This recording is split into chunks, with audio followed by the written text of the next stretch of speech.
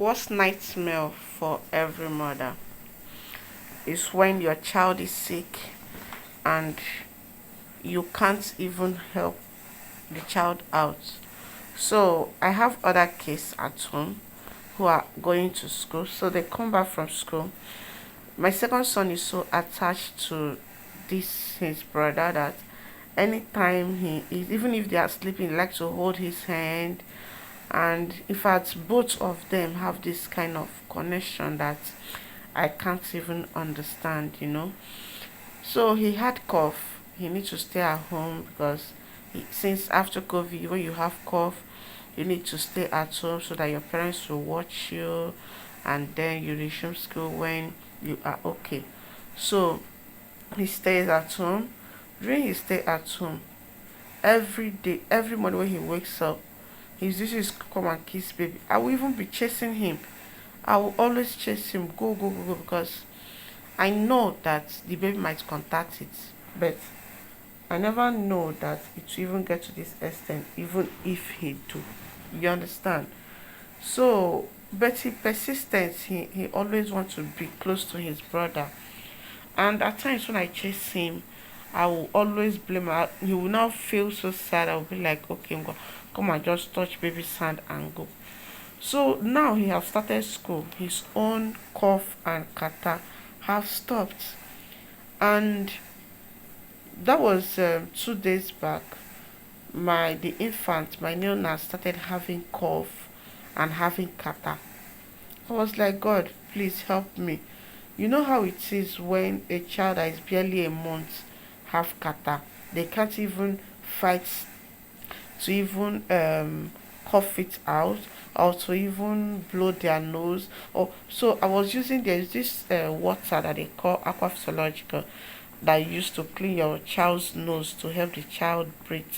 So you pour the water inside and it will soften the catarrh and it will be coming out on its own. So I was using it for him. And I was controlling his temperature. He never had fever. Then my sister, if you want to cough, if you want to the cut off a thing, is always me as the mother. I will even be crying like on his behalf, like you know. So that past the night and the daytime, he was like okay or not okay, but something is he normally cough, but not as he still sucks breast very well. Before he sucks breast, I will just clean his nose with that aqua physiological, and that is how we have been doing it. And with the aqua physiological, that is how we have been doing it. Then that was a Sunday evening. The teen started doing somehow like this moment will be okay, the next moment his breathing will not be going up and down, going up and down. At night it became worse. So daytime I called the pediatra, and the pediatra said we should come immediately. The pediatra was like, no, then later, after this COVID you have to do everything with appointment. The pediatra was like, no, that we should come in the evening. I was like, no, that this one I don't understand. So she now said, okay, we should come immediately. We now went there and she looked at the baby and said, no, that we should go to the hospital, that the baby is too small for her to prescribe any drugs for him. Okay. We went to the hospital. Immediately we came to the we call it protocols, the emergency session. We went there and immediately they took us in and they used, okay, as I explained in my other video. So they checked everything. They even used one machine to check. I don't know what it is called. They put something that looks like flash cream at his back, and then they now use one machine like that. They now snapped him. All I saw there was the lungs and everything in my baby's body, like everything. They just checked everything in his body. So after that, they called the pediatrician immediately. They said the only thing they see is the cavers something. Call it broco something. So they saw the something inside, and it was a result of the cough and the catarrh. And right now they place him on oxygen because the strength he has been fighting even as an adult. When you are faced with catarrh and cough, it's not really easy. Talk more of an infant, a neonat that is near barely a month. So the strength to even cough the cough, he don't have again. The strength to even do anything.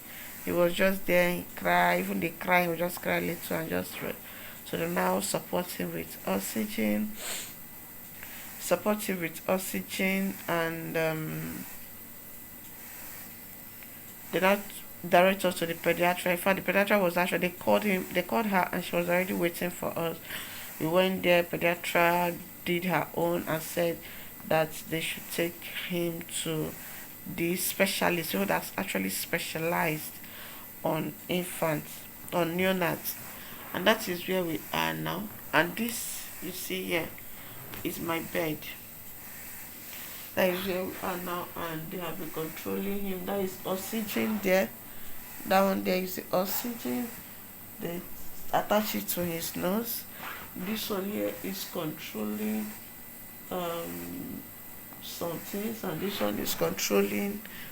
This one is controlling this one is controlling the heartbeat and everything that concerns the heart. You know. So with other subscripted machine that they used to come check some things and go. So since that yesterday they have been checking blood and all that.